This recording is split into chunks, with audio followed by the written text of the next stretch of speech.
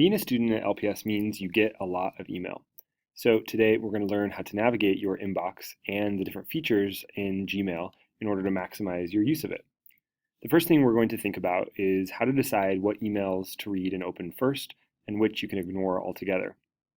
This can be a hard choice and something that you need to pay attention to when you look at a case-by-case email. So we'll look at a few examples here to make that choice. As you can see in this inbox, there are a lot of emails, many of them unread and a lot of them read. So this student makes those choices based on what they see in the subject, who it's from, and in the hint text that you see here. So you should use those three things to make choices about which to read and which to ignore.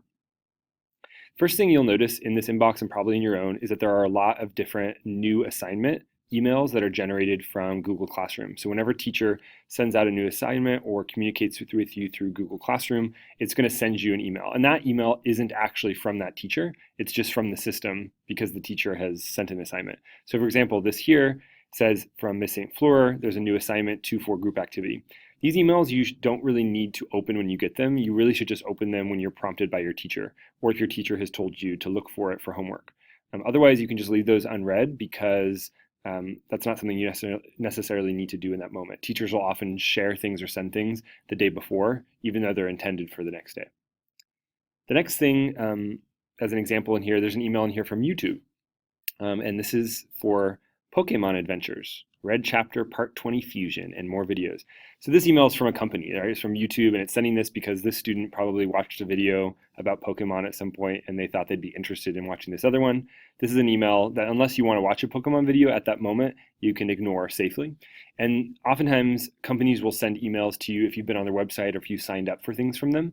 And unless you're interested in reading that email, those are emails you can ignore, or if you'd like, get rid of altogether. So if I don't want to get emails from YouTube anymore, I can select it here over to the left, and I can go up here to this exclamation point and report spam, which means that you can unsubscribe from that list and they won't send it to you anymore, or you can just report it, and Google will then start putting those emails into your trash directly. I'm not going to do that though, because this student might want some Pokemon videos. The next thing that you'll notice, and this is where you think about priorities, is emails from individuals like Miss Orenstein, where the subject line is about something that I'm interested in or I'm currently doing. So it says proposed interview schedules.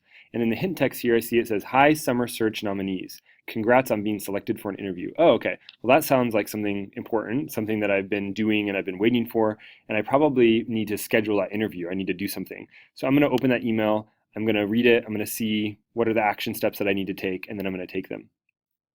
Something that I do that I think is really helpful whenever I read an email like this, maybe I open this email and I don't actually have time to do what it's asking me to do in that moment. You can do something called mark unread. So if you go up here to the corner and press on this drop-down menu, it's going to give you a lot of different options. One of those options at the bottom is mark as unread. If I click that, it's going to take me back to my inbox. And as you can see here, for Ms. Orenstein, this email is now bolded again. And so that reminds me that I still need to go back to it to open it. In a moment, we'll be looking at ways that you can create tasks in your Gmail in order to keep track of to-dos like this. The next thing that I'm going to show you is super cool, which is using the search function within Gmail. So just like you can go to Google on the internet and you can search for anything you want and find it, you can do the same but within your inbox.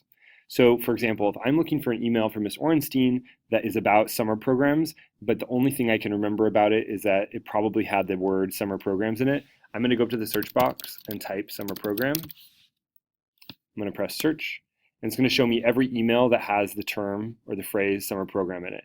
And then as I go through it, I might say oh, look here, from Ms. Harrington, summer search update about your application. That's what I was looking for. So I'm going to open that email, and now they've highlighted where it says summer and programs, so that that email came up. I'm going to mark this unread because the student needs to read it still.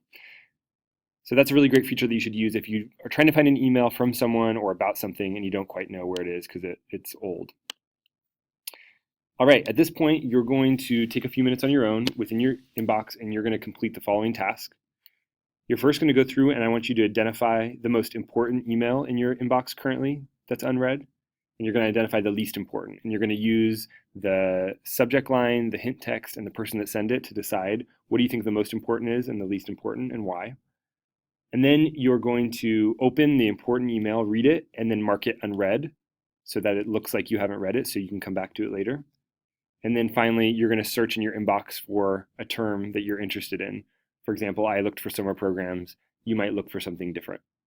All right, so do those three things just so you can practice and sort of learn how to use your inbox. And we'll come back and watch another video in a moment.